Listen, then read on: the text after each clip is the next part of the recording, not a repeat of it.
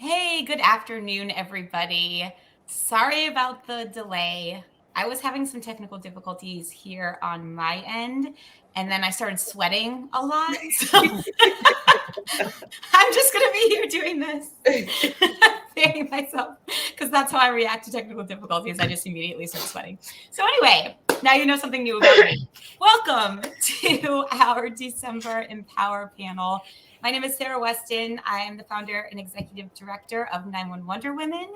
We do these Empower panels every month, and our goal and our intention behind them is to bring women together from diverse backgrounds, diverse ways of thinking, to talk about issues in 911 that maybe a lot of people aren't talking about, and just kind of bring them to light, share our experiences with you. For those of you who are watching live, you can chime in the comments anytime, join in the conversation, ask questions as we go, and we'll make it as interactive as possible. I want to give a huge thank you and shout out to our partners at Datamark for making this possible and free for everyone to join. Additionally, hey, Cindy. Oh, we're international, y'all. Let's go. See, this is why I don't read comments. I just completely go off. Yeah, squirrel. Yes. But additionally, we also started a YouTube channel, and the whole point behind the YouTube channel is we're posting all of our Empower panels that we've done in one place. So you don't have to come to Crowdcast. You can go over to YouTube, and all of them are there. I think we started back in June. So I'll just collect them, put them there, and yeah, that's what they'll be. So without further ado, we're going to go around the table and have our awesome panelists introduce each other. And we were just like fangirling super hard here before we got started. So it's really, really great to all be together, even if it is virtual right now. So today we're talking about change. And we're talking about change, making change, how to make change, how to deal with change.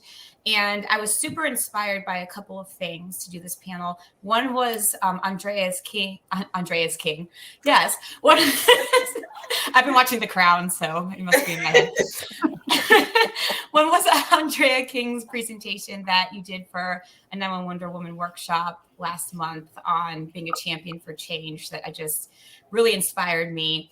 And then one was being in Cobb County at Melissa Center and hearing one of her employees talk about how he was able to make a change working within the center and being a champion for his idea and presenting things, in a professional way that benefited everyone. So change is possible. I know we all have kind of our thoughts and anxiety surrounding change. So we're going to go around the horn, introduce ourselves, and I'm going to ask each of you to say the first phrase or word that comes to mind when you hear the word change.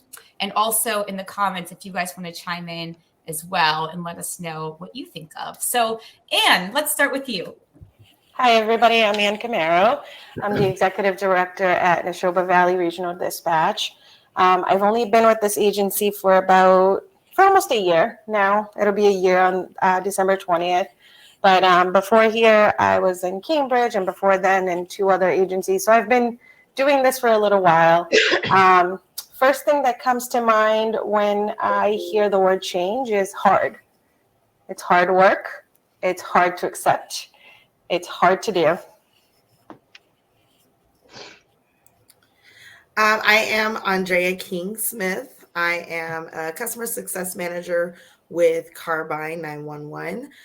Previous to that, I worked for 14 years in 911 myself at the Las Vegas Metro Police Department.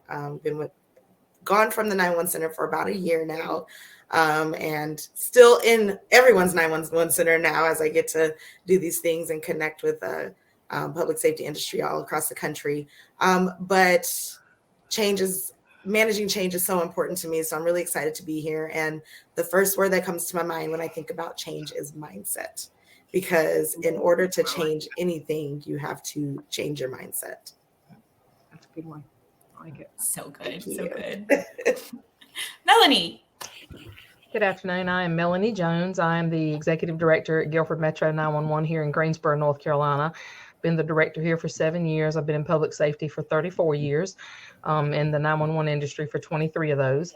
And my word when I think of change is accountable, because everybody has to be accountable for change. Mhm. Oh, so good. I love all of Those these. are all good ones. I like that. Yes. Melissa, Well, go I am ahead. Melissa. I'm Melissa Alterio. I'm the director at Cobb County Department of Emergency Communications here in Metro Atlanta, Georgia. I am on my 32nd year. Next year we'll start 33 years in 911. I started when I was 10. I've been using that line for like the last 5 years. I just heard it. Nobody's laughing anymore. I don't know what to do with that. I was It like, took wait a us a second. minute, Melissa. Rewind. I was like, rewind. All right. But yes, all of those years were spent in 911. And I am very proud of the fact that I worked my way up from frontline telecommunicator to director of the third largest 911 center in the state of Georgia. So one word that comes to mind when I think of change is opportunity. I don't like the word change. I like to say opportunity. We have an opportunity. Well, you and Drew are on the same wavelength because he said opportunity as well. Oh, look at that. I wasn't copying Drew, I promise. But great minds think alike. Well, I love how those were all very different, but very thought-provoking. And some of the ones from the audience, inevitable. Good one, Joyce. Joyce is visiting me. She's sitting on my patio right now.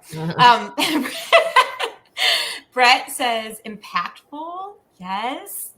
Action changes action. Yeah. Oh, these are all really, really good. Oh, there she is. Hey, Oh my goodness. Party. It is a party. Okay, here's a party. A party at the 911 Wonder Woman headquarters. Yes, the world headquarters. What you can't see over here is like there's a guest bed because yes, I live in Orlando. We get a lot of guests.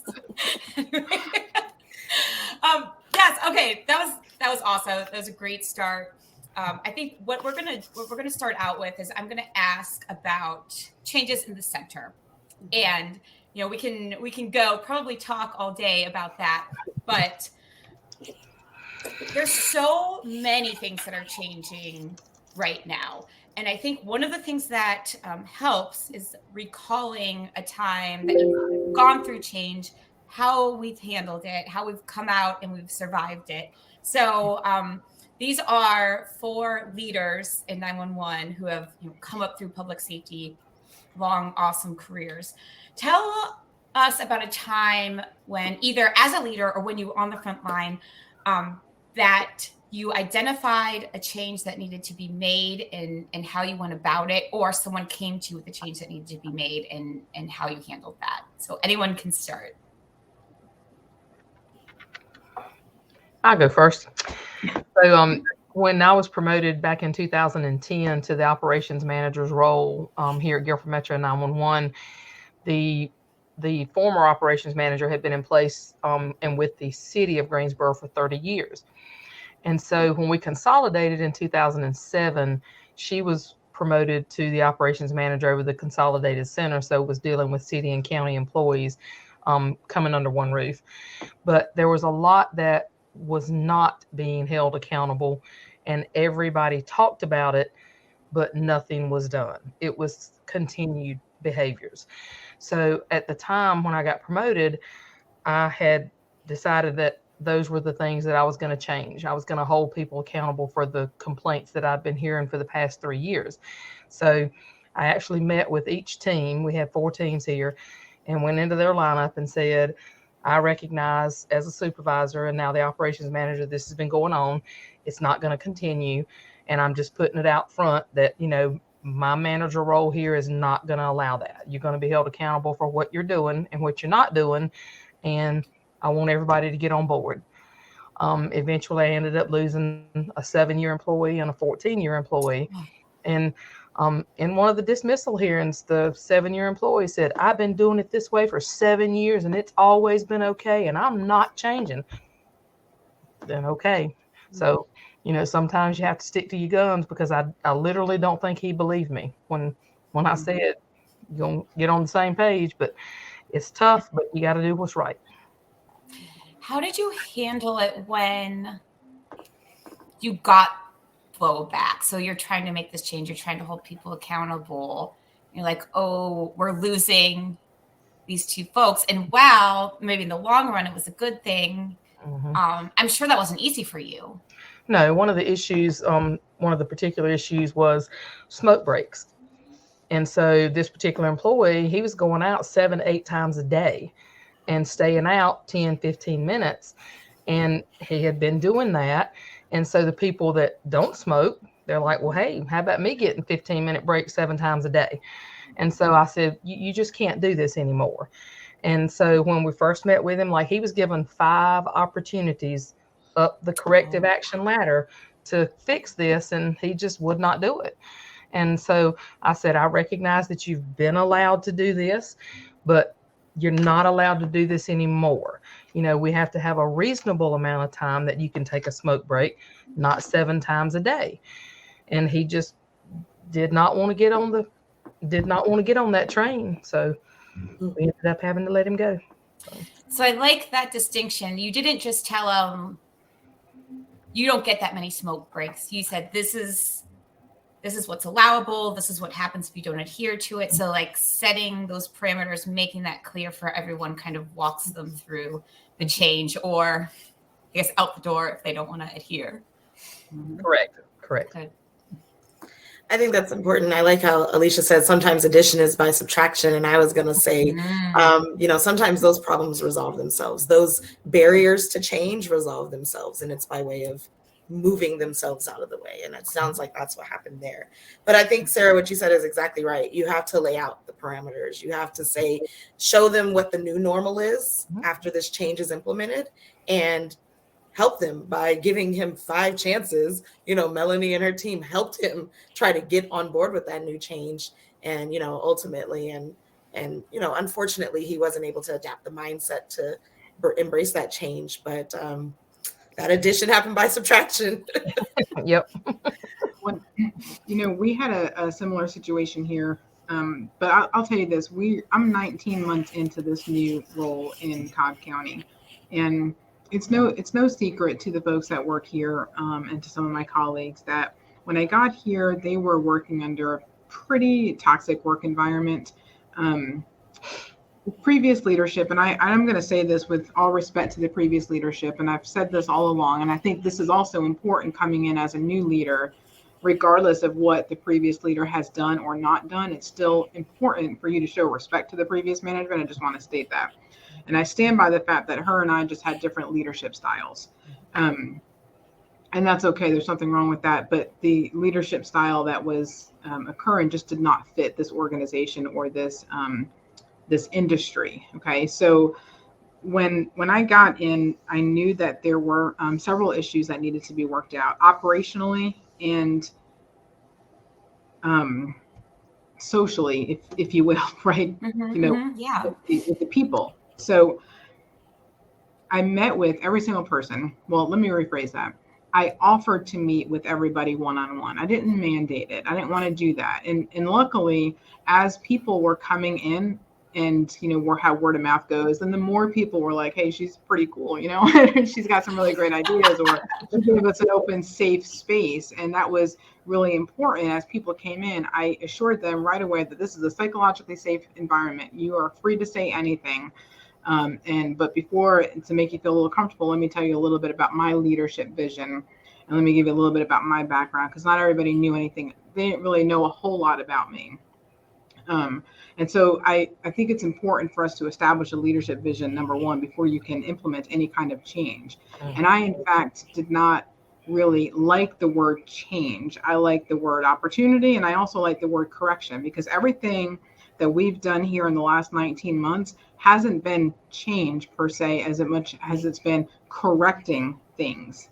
So part of the reason why I was hired was because of my background in being an industry subject matter expert. So when I came in and some things were being done that was not the best course of operation, we'll say, for the community, we made some corrections, and we got some pushback on that because just like Melanie said, we've been doing it this way for years. Well, just because you've been doing it this way for years and you've been engrossed in just this center doesn't mean that that's how the industry is doing it. It doesn't mean that that's the industry best practice, or it doesn't meet the industry standards nowadays. So it was important to share that vision with everybody. But the second thing that wasn't happening here was the supervisor team was not being supported. The supervisors were not trained appropriately. They were just promoted and left to be on their own devices, and because they were micromanaged so much. So they were like just glorified lead dispatchers. And so we reevaluated that. We changed some titles.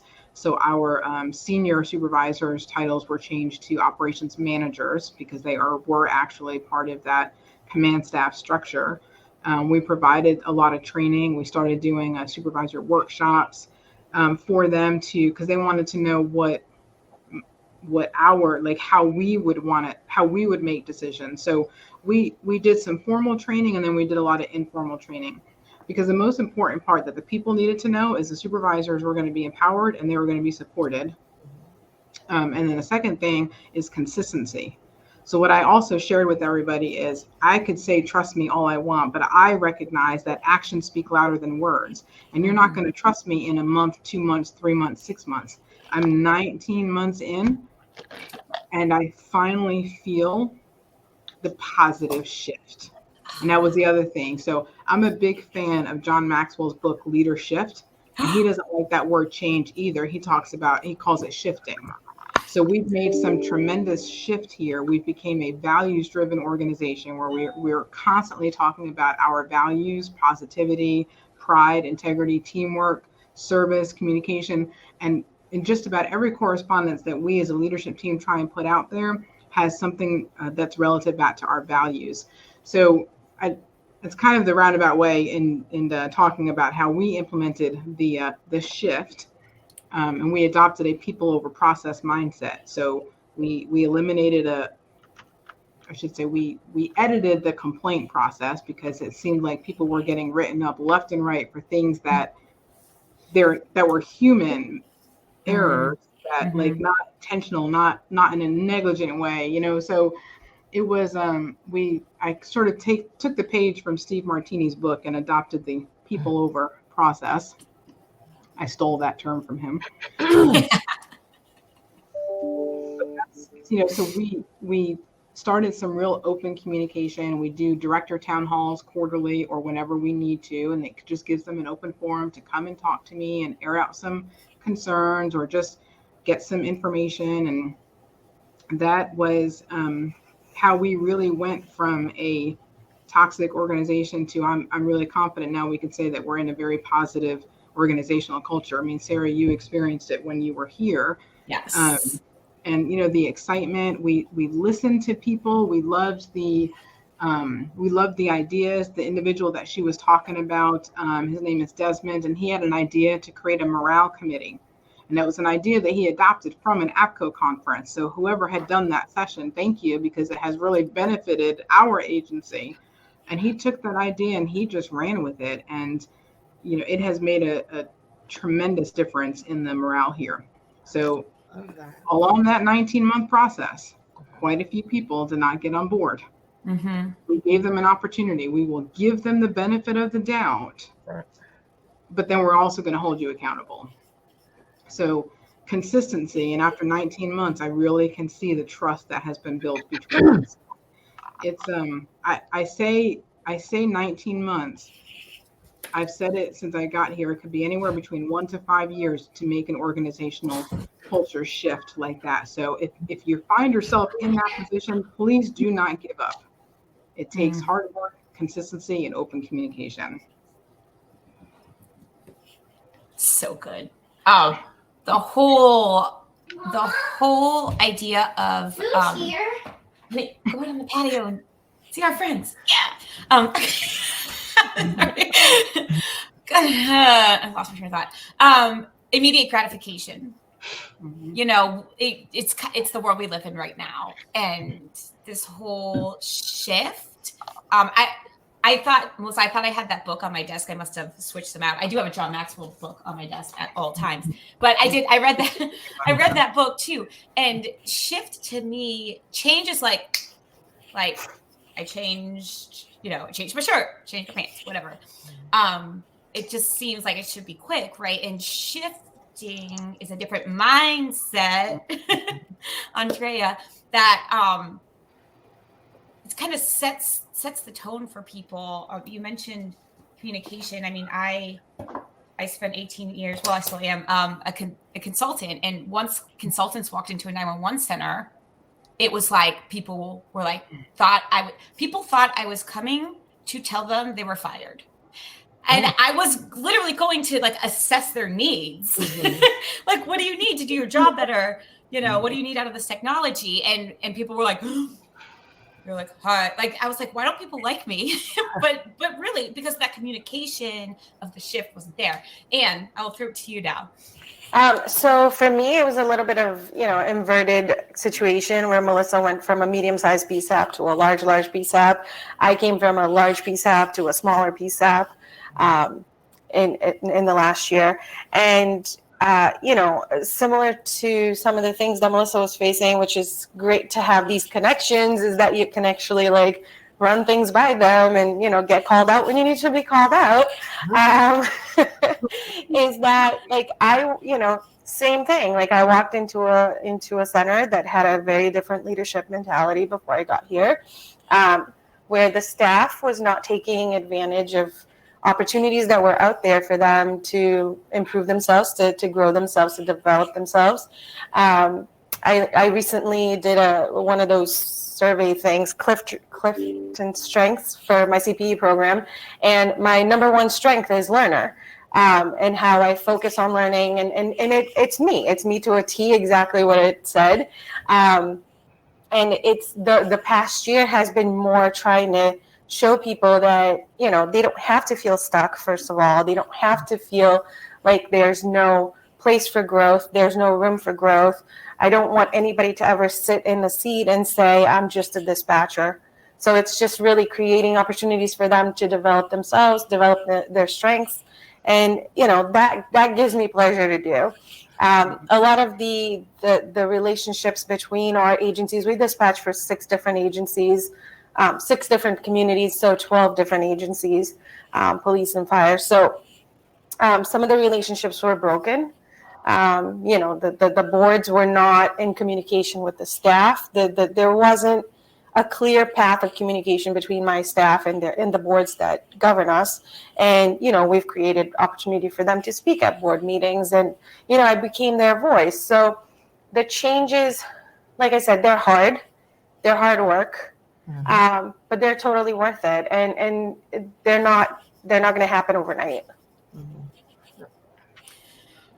So my next question is, I'll start with you, Andrea, because you do a whole presentation on this. What advice, if you had to pick like one main thing, what advice would you give to somebody who's on the front line, who has an idea for change, to bring it up the ladder? And I ask this because I do a lot of presentations across the country, empower panels, where the number one question or the number one gripe, I guess, that I get is, well, I have all these ideas and everyone shuts me down. Or I've been trying to tell them for years and years and years and no one listens to me, and they just kind of like shrink back. And I know sometimes it's just a bad situation. It's a toxic situation. Leadership doesn't care what you think. Sometimes that's the case. But what are some things that people can do when they have an idea to try to get some change going in their center? Yeah, I do. I have taught about change management quite a bit over the last year. And in my teachings and in talking to people, I've encountered that too, Sarah, where people are like, I try to implement change and people don't listen to me. We talk about engaging young professionals, and there's a a culture of thinking that young people in the workplace, their ideas are too ambitious or too radical, just because they're a young professional. And so you encounter all these things. And so my first piece of advice is, and I say this at the end of every one of my classes that I teach about change, is to remember that people typically respond to change in one of four ways. They are either bystanders, victims, critics, or champions. And you can find one of all four of those types of people in the 911 center. You're probably all thinking about the people who fit those categories now, right? So figure out what category you're in and figure out what leader you have that aligns with you, that can help champion that change for you. And, and then the next step is to demonstrate the value of it, demonstrate the importance of it. And sometimes it requires doing the hard work. Sometimes I'm in a Facebook group and for 911 professionals, and a young lady was talking about their greetings, how they have to say their names. It's in their policy. They have to say their first and last names when their greeting plays, when a call comes in, and she doesn't feel comfortable doing that. And they've had instances where like stalkers have come to the 911 center and tried to follow people on social media. And that's a real problem. And I think it probably happens more often than we think because we're so conditioned that we're public employees, our information has to be public. And so in the conversation, I was telling her, have you tried to present a policy change? Have you gone through the proper procedure for drafting an amendment or a change to the policy and presenting it that way? And I think that's what she ended up doing and is working on. But sometimes it requires you doing the hard work, and sometimes it requires you doing the uncomfortable work. And personally, I've experienced that. In 2020, when George Floyd was murdered, as many of us, felt a lot of things happening in our place of employment, in our communities. There was a lot of civil unrest. And me personally, I felt like something where I worked needed to change. I was being impacted by things that were very like microaggression type things in the workplace, just because nobody knew what to think or do. And as uncomfortable as it was for me, I put all of my emotions on paper and sent that up my chain of command. And it resulted in a conversation that was, again, probably very uncomfortable for the people involved. But what it did was it spawned reminders to the staff that we're all experiencing something and we're all on the same team. And that brought about change, inadvertently, but it brought about change in people. So you have to do the hard work, and sometimes you have to do the uncomfortable work. But if you can find that champion who wants to help push that change through, then you can be effective in bringing about change. Absolutely. So good.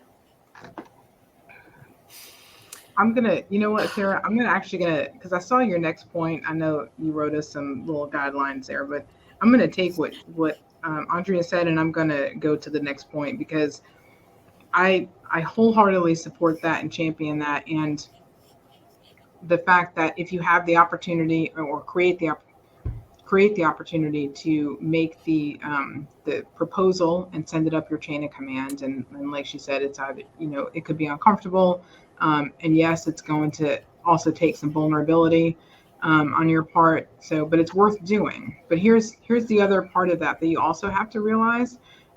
Is that you may not be supported, and you may be the one who's on the receiving end of constantly being shot down. That happened to me. And I had a while ago, I had what I'll just call a narcissistic bully boss, right? Anne knows the story, and we talked about it quite frequently. And at some point, two things that need to happen. One, I'm a firm believer in that phrase, life is 10% what happens to you, 90% how you react to it, right? So people can either be extremely negative and result in toxicity themselves, or you can remain positive, invest in yourself, and because nobody else is going to do it for you. Let's face it. Anne is correct and given the opportunities, but you still have to take the step. If nobody's given you the opportunities, that should not be stopping you from taking the investment on yourself, right? Investing in yourself. And that's what I decided to do when I had gone through the Certified Public Safety Executive Program. It was at that time that I realized that I did not need to settle. So I will say that, again, to everybody out there, you do not need to settle. This is your life. This is your career. This is your investment into your future. And is it worth going into work every day feeling constantly shut down or shot down, feeling constantly negative about because of what's going on or the surroundings or the leadership or what have you? We hear that phrase all the time. People don't leave jobs; they leave bosses, right? And it's actually okay to do if that is what works best for you. But make sure you're doing your due diligence before you do that. I spent almost 2 years trying to do my due diligence before I finally realized that I am either going to commit to staying and working through it, or I'm going to commit to investing in myself and moving forward. And then the result is, and actually, and I'm also a very spiritual person, so I also turned it over to God. And what happened was I committed to leaving. I said, I need to find something else. I'm not feeling my purpose being fulfilled, being under this leadership. And as it turns out, that individual, that person actually got terminated. And because I had already, and new leadership came in, who's wonderful, right? But because I had already committed to a new purpose, I also realized that that purpose was leading me to where I am today. And so I still took the leap, right? Sarah loves when I say, feel the fear and do it anyway. It's not going to be easy, but you have to embrace that fear. You have to feel it and you have to walk through it, because you never know until you try, right? You have to take that risk. It's well worth it. So true. So true.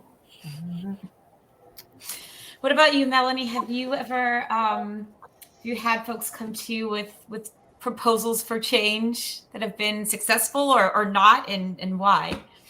Yeah, so one of the things that we struggle with here is our staff is so large, kind of like Melissa's.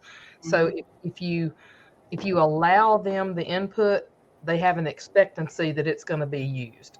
Oh, interesting. And so when you have 20, 40 various opinions for how to make change, of course, you cannot incorporate all of it. You just cannot. It's not feasible. It's not doable. And so you have to pick the common denominators for the changes that they want to implement. And so we have done a lot of those just in the last 2 years as far as pay is concerned. You know, we now have retention bonuses. We have sign-in bonuses. They were able to change our new starting salary. And Melissa, I know I'm jealous of you, but ours is finally over $40,000 for starting pay, which is an incredible accomplishment considering 5 years ago it was $29,000. Wow. Congratulations. That's incredible. That's awesome. And you have to take the good with the bad. And so a lot of people, they don't think we're listening to them, but we have to look at the entire organization and not just like one of the 4 teams. And so a lot of the teams themselves will incorporate things for their team that we certainly allow that wouldn't be able to do for the whole organization. Just things like that, because when you have a larger staff, it's very hard to incorporate everybody's idea. Right. So then, Anne, you're probably on the other side of that, right? So every little change probably makes a huge impact on your center. How do you deal with that? It does. It has to be carefully planned out. I mean, I recently had to revamp our EMD quality assurance program. And, you know, even though I went through, I created this whole guide, I still didn't follow, you know, all of my steps, and, you know, cut short the communication that could have happened, ended up creating some animosity from the staff, just kind of like, oh, she's just looking for a way to get rid of us, and had to do a lot of control afterwards, or like repair afterwards, kind of repairing those relationships and having to have those hard conversations of like, listen, I'm not trying to get rid of anybody, but we have to have this in writing. And it's not me trying to exercise my, you know, my powers as a leader, because honestly, I don't want anybody to leave. We're short-staffed enough as it is. But we also have to have that accountability. In terms of, you know, my career move, I think, you know, Melissa is one of the biggest people I talked to the whole time. I leave, do I leave, do I stay, do I go, what do I do? Do I go for something completely different? I was spinning out of control one day, and I could, emailed her and got called a name. You want to just tell them the story, okay? We want to hear the tough love. This is going to be a great lesson for everybody. And it's super funny, right? Okay. So I'm at the NINA conference one year, and I was just going to make a cameo appearance. I had a quick session to do, but I had just started here in Cobb, like literally a month, and I had a lot to do. So I brought work with me, obviously. And I had grabbed a Starbucks coffee, and I sat down in a little lounge chair with my Surface, and I get a call from Ann, and she's like, I really need to talk to you. Are you busy? And so, well, she texted first. And anyway, I called her, and she said, I'm going to send you an email. I'm on a ledge, and I'm going to send you this email. And I said, oh, okay. So she sent it, and I'm reading it. And then she's like, I'm going to have to go, and I have to go handle something. I'm going to call you right back. And I said, okay. Because I'm like in the middle of reading this email when she said that, and I'm reading, and I'm scrolling on my phone. It was a really long email. It was a long email. So she calls me back, and she's like, did you read it? And I said, Ann, did you send this email? She's like, no, I wanted you to read this first. And I said, don't send this email. And I'm gonna give you some tough love right here. Okay, I'm gonna give you some tough love. Now, can I curse? All right, pardon my curse. Yes, Oh, I'm gonna say, suck that up, okay, and put your big girl panties on and delete this freaking email and handle your business. I'm paraphrasing, but basically, I'm like, don't you freaking dare send this email. And suck it up, right? Tough love. And it worked, because now she's in a brand new place. It did. And I think the biggest thing there was I was in my feelings, and I was feeling them, and I was letting them take over the rational part of my brain that said, don't send this email. It was, I was, in Melissa's words, a whiny little bitch. Those were the words. Yes, that was the word. You're right. I forgot. I will never forget. But that was the tough love I needed. That was what I needed to hear that day, was just like, listen, stop whining, put on your big girl panties on, and go handle this. Go make sure that you have a conversation and handle it as you should handle it as an adult. And like that just helped me so much that day. And even going forward, like when I write my emails now, I'm like, am I being a whiny little bitch? Because if I am, you gotta put your whiny bitch filter on. Yep.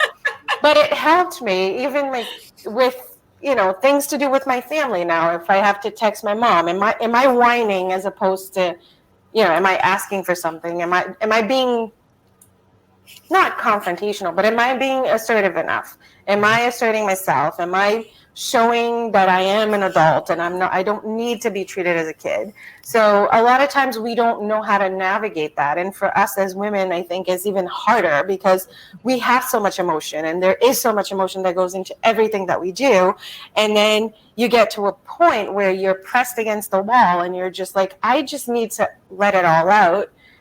But it might not be the best way of doing it, and it might be whiny, and it might be bitchy, and it might not be a good combination at all. I will say, though, sorry, go ahead, Melissa. No, you go ahead. I was just going to say, I think we've often, us women, had to find the balance between that, right? Sitting with our emotions and being looked at as being weak because of our emotions. So I love that you had a person to bounce that off of, to say, what side of that line am I on?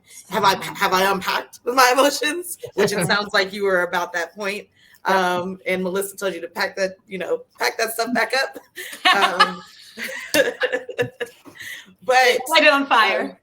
But also, it is okay to sit with your emotions and understand them. Leaving 911 for me and the thought of leaving 911 for me was the scariest thought in the world. I'm like, who leaves their job in 911? First of all, this is, I'm always going to have a job. I'm always going to have, pay and benefits. And it brought about so many emotions that I was so afraid of facing because I didn't want to seem weak or like I was just troubled through the process. And I'm so grateful for having people that I could call and bounce ideas off of. Karima Holmes up in DC is my friend and mentor. And I remember talking to her one day and she asked me, she's like, Andrea, what's the absolute worst thing that could happen? And I gave her a dissertation on all of the worst things that ended with me being homeless and living in like the Greyhound station. And she's like, no, the absolute worst thing that can happen is you don't like it. And then what do? You go back to 911 because you have that skill set. You can always do that. And I'm like, oh. So she's like, so let's bring in the drama a little bit. But we need that sometimes, right? To make sure that we're still on the positive side of that line of dealing with our emotions. Yes. I think that's hysterical, first off, because Karima, no wonder why she can't always answer texts and phone calls immediately. It's not just because she's in charge of OUC. It's because she has all of us. It's us collectively. I literally was just going to tell you a story about when I called Karima. Do a piece of advice, but I think between what Ann said and what you, Andrea, said, it's the whole point, ladies, and men. You have to have a support system. Nobody expects us to make all the decisions all the time.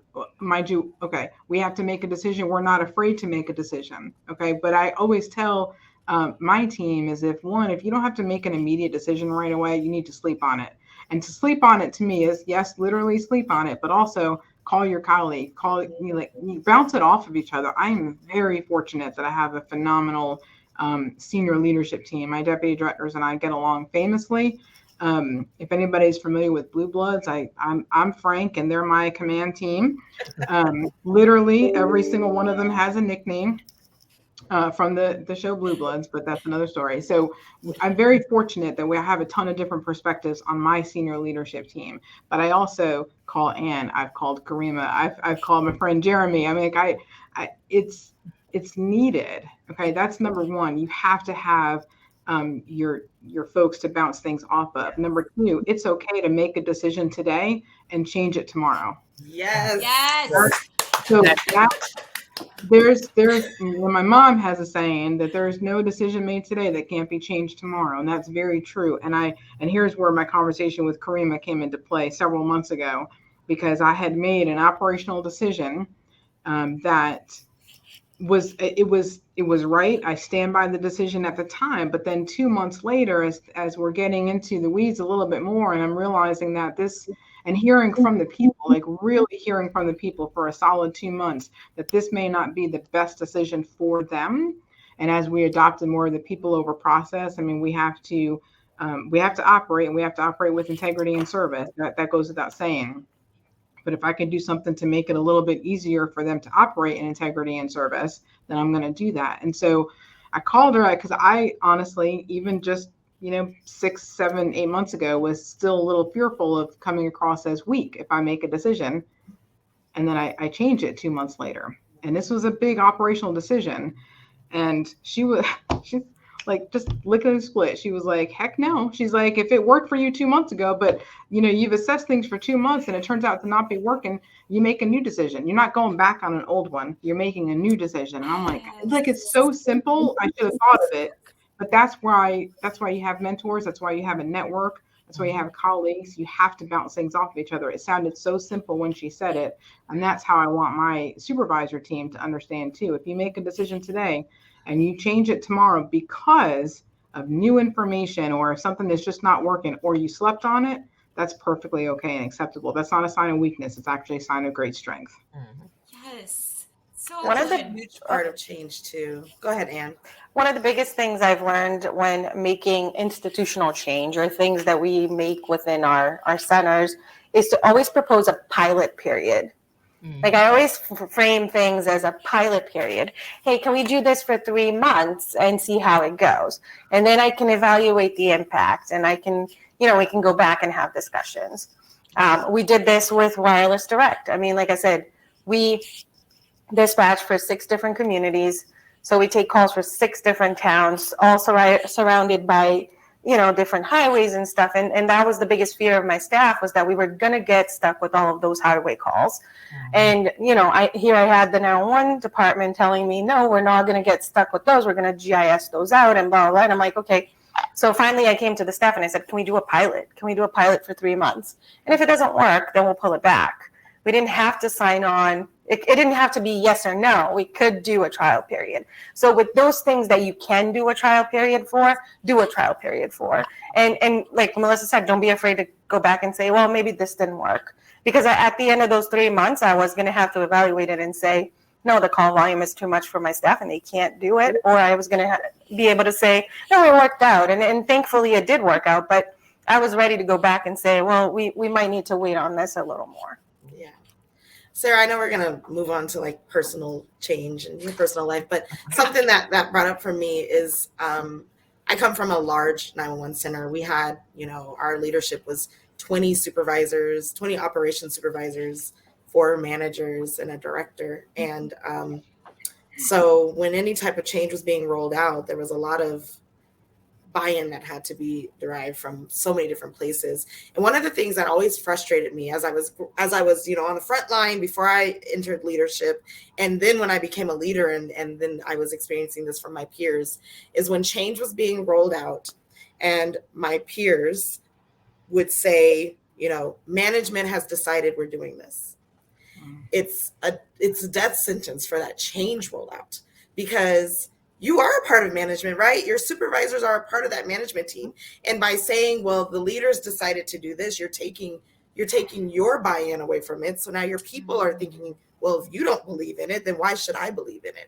So it's important for everybody in that leadership that's part of that change rollout, that change management process, to be on board and own it. I recently learned at Carbine, his name's Alex. He's our VP of product. He told me to read this article that Jeff Bezos did, where he talked about disagreeing but committing. And you may not agree with whatever it is that your leader has decided to roll out, but you have an obligation to commit to it if that's the charge, right? We don't get to be a house divided. And we certainly shouldn't be in 911, where we have to make sure we're on the same team at all times. So I appreciate the opportunity to voice my opinion. My boss is in this session right now, and he will tell you I voice my opinion often. But when it's time to roll out whatever we're doing, I'm rolling it out and I'm giving it 100%. So as leaders, at whatever level of leadership you're in, you have to commit to whatever change your leader is rolling down, and then roll with them. If it's a situation like Melissa, you just talked about, where we're changing gears in 2 months, adaptability is huge in change management. All right, so this is why it didn't work. We're going to change and we're going to shift gears and go this direction. Okay, what do we need to do? And, that is what's going to drive buy-in from your front line, when they see that you believe in the change, when you can champion the change.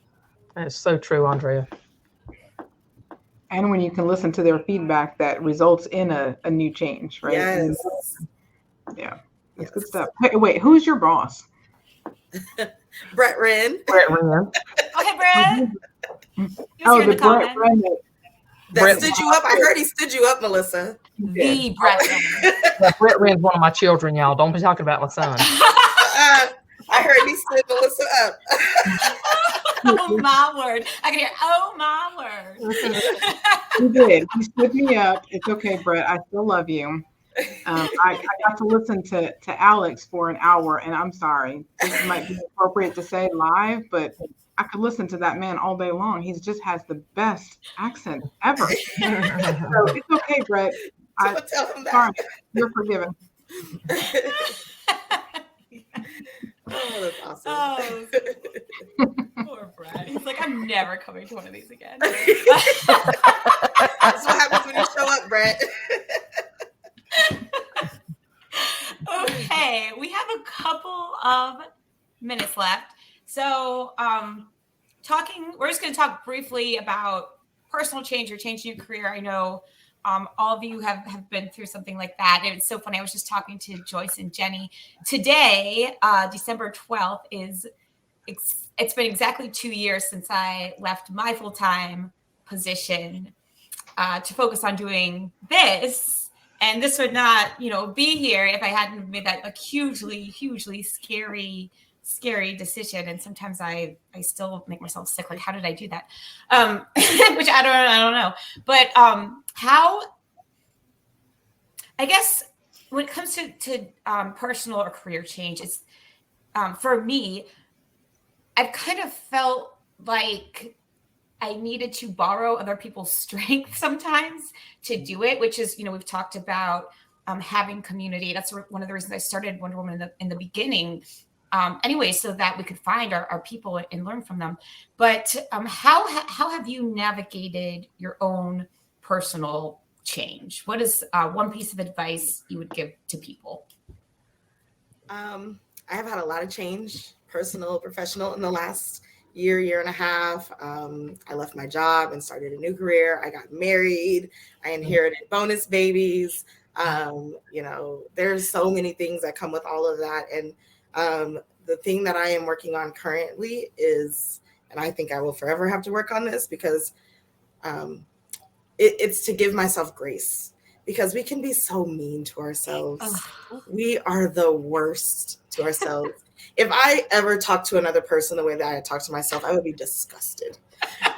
And so true. So I'm trying to learn how to give myself grace, understanding that it's really just one day at a time, one step at a time in some cases, and learning the ebb and flow of everything, of motherhood, of being a wife, of being a professional in the private, corporate world.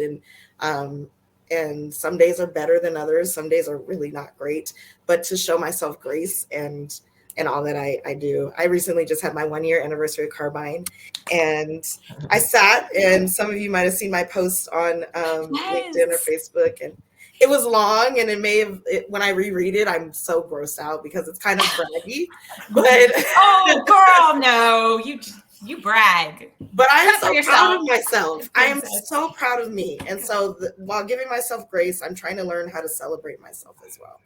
Yes. Melanie, I just have always seen you as such like a mover and a shaker and a doer and an adapter. Like, what is your secret? Like, let us into your head a little bit, because I've always admired about you're always doing such. It seems like such grace, from the outside looking in. Well, I appreciate Melanie's amazing. Thank you. I appreciate you saying that. I decided 5 years ago when I lost my father that I was in a marriage that I had been in for 24 years, and my ex-husband took every chance to make fun of me. And he always did it in a joking way, when we were out in public, but it infuriated me. And so when my daddy died, I decided that, I'm not going to do this anymore. 24 years is a long time to tolerate that. And so we separated ways, and the hardest part was me telling my mom. And so, but her first words were, well, I'm glad you didn't do it in 2003 when you first talked about it. Ooh. So that's how long I had been unhappy. Wow. And so then I met this amazing man who is now my husband. Who's that? And so, Wes is a wonderful man, and he understands where I'm coming from. He knows all of that history. And so I try to let others know that it's okay to finally rid yourself of something that for me was a long time in the making. But I have 2 wonderful children. Both of my children are absolutely fantastic. And so that's the part for me that I always give myself grace, because I have fantastic children. And so it was very hard leaving that long-term marriage, but I knew when I lost my daddy that I had to do it. I had to do it for him, because I never let him know that that's how I was being treated. And we should not hide things like that from people that care about us. And I learned a lot from doing that. We should not hide it, because they really do care. Mm-hmm. That's heavy, Mel. I think, I've experienced that, like, kind of loss that makes you go, it just Mhm. it just brings something out. And when you lose something so precious, it's just a whole different perspective, and kind of realizing that death is just like right over here. You know, it's like right on the other side. It's not something far away. And to Andrea's point, Mr. Brett Wren, that's in this panel, when my family was coming out of the church when my daddy died, Brett was one of the first ones in line. Aw. God, I see why you Yes. call so it precious. sweet. Thank you for sharing that. That- Anne, what about you? I think it's all about support, right? Do you have that support in your life? And, you know, for me, it's my husband, it's my sisters, it's Melissa, it's Sarah. It's having those people behind you that can help you grow and can hold on to you when you're, you know, kind of free falling and trying that new thing that you thought, you know, you were never going to do. I mean, for me this year, it's just been crazy. I got reelected vice president of our Mass Nina chapter, and then I got elected as first vice president of the Apco Atlantic chapter. So then there's like and then I'm still trying to make Mass Win work, right? Like trying to get everything into place, and it's just like getting pulled in so many directions while never forgetting that, you know, I have a kid who's a cheerleader that I need to be at games for, and I have another one who runs 5Ks who's 9 years old and is doing 5Ks, and I'm like, oh my God, when am I going to do this? But it's really having that support. I mean, I have two younger sisters who, you know, support me immensely. They're a phone call away. I need somebody to pick up the girls, or I need something. You know, my husband is the same way. If I tell him I can't do pickups today or I can't do drop-offs, so it works for us. It's a busy life, it's a crazy life, but it works for us for now. And I feel like in a couple of years, if I decide that it doesn't work anymore, then it doesn't work anymore, and it's okay to quit things too. It's okay to say no. Melissa and I talk about this all the time. It's okay to say no to things, and it's okay to say not this time, not the right time. But really, like, pick the things that you love and run with them, and it works. Yes. Say it again. It's okay to say no. I was just about to repeat it too, Melissa. Yes, no is a complete sentence, right, Melissa? No Same is a way. complete And sentence. Andrea, yep, no is Told a us that complete last sentence. week on the Empower panel. That was Dr. Lily. Yeah. Oh, Melissa, please leave us with the final word of wisdom, if you will. I have well, I don't know, we could be here for longer than an hour, but I very, very similar. I mean, I was in New York when I wasn't just talking about when I left the city of Roswell to come to Cobb County, but I was in New York for the majority of my career, for the good 20 years of my career, and it was my home. I was born and raised in New York. My family was there. I do have family here in Georgia as well, but it was, I got out of a narcissistic relationship. And it's only about now, 7 years later, that I'm just about ready. I would consider myself healed from that narcissistic relationship. That was also a time when I found out that I don't generally share this too much, but I'm going out on a full vulnerability limb here. But I found out that I couldn't have children. So I was going through a lot of grief process. If you're on my Facebook, you know that my dog Joey is the most photographed dog on Facebook, and he is my baby in every sense of the word. So I couldn't have human children. So I realized then, between a career that I felt like, and I love New York, but being civil service, there wasn't a whole lot of career path for me. I left there as a training manager. And that's really where I started my teaching side of my 911 career. And I loved that. And I was supported by my boss, but there was still a cap on things, right? And it was going to take a really long time. So retirement was forever away. And I said, this isn't just, I need a new life. I need a new journey. I need something. So I prayed about it, and I was just being called to a whole new world. And when it was very interesting, because we were going live with a Tri-Tech cat. I will never forget this. And my best friend who lives here in Georgia sent me a link to the Roswell director job And I literally had just gone into my office to have a quick bite to eat. And I did I had my resume all up to date because at that point I had committed to keeping my options open. I didn't know where I was going to end up. But I was looking. And I did the quick click through, and I uploaded my resume, and bada bing, it was done. That's an Italian term. I'm a New Yorker. Speak that language. It wasn't until after I hit submit that I saw the salary range, and I thought, oh well. If I had seen that first, I would never have submitted it. So there's a plan out there for everybody. So they called me the next day, and I told them, I was very kind. I'm like, thank you so much. I'm like, my friend sent it to me, but I didn't see the salary range until after I submitted, and it's just not going to be a good salary range for me. And he's like, whoa, wait a minute. That's just the advertised price. We're really interested in you. The position had been open for 10 months. They loved my resume, and they're like, let's talk. And the rest is history. So the Roswell director job was really where I was able to get is to just launch way further into the 911 community as a director and do all sorts of fun leadership stuff. And, went through certified public safety executive. I got my master's degree, all that good stuff. I'm very, very grateful to the city of Roswell. I experienced that bully boss for about a year. I miss you guys too, Haley.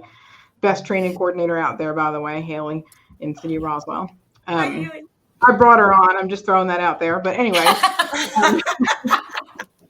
It was, what I experienced in Roswell was incredible. That short year, I had that bully boss, and then had decided to take the leap over to Cobb, and then, that person was let go. Anyway, the leap from New York to Atlanta was an incredible change. And I was very fearful, but it was like the path was just being created, and I just trusted it. I left my mom, who's my best friend. She's still up there. I mean, she's here for the holidays, but bless her heart, she's 81. So I try and see her as much as possible as I can throughout the year. But that was not an easy thing to do, and I'm so grateful that I decided to do it. So if we can leave you with nothing else. And I know this was not the Feel the Fear presentation, but I'm going to say it again. Feel the fear and do it anyway. You owe it to yourself. Correct. Yes. Oh, thank you all so much. This has been amazing. And I really appreciate you all sharing your personal experience with us. It's going to help someone, just like you're talking about Desmond, who heard something at an APCO conference. I really believe that sharing our stories is going to help others. So thank you. Thank you all for doing that. Happy holidays, everyone. We'll be back in January with our next panel. But again, you can find all of the panels on our YouTube channel. And I'll be putting this one up here in the next couple of days. So thank you for being here. Yep. Love you all. Thank you. Thanks, everyone. Have a good one. Thanks, everyone. Bye-bye.